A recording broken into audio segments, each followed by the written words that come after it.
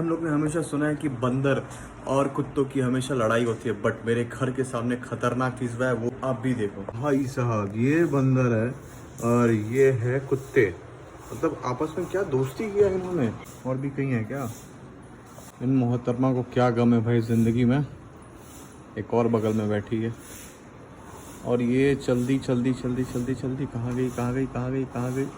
सीधा ऊपर पहुंच गई। नहीं नहीं, यहाँ पे ये देखो ये देखो ये देखो, चली ऊपर भाग गई। अब ये बेचारा अकेले बैठा एंड यहाँ जो दो कुत्ते हैं इनका कुछ नहीं हो सकता है।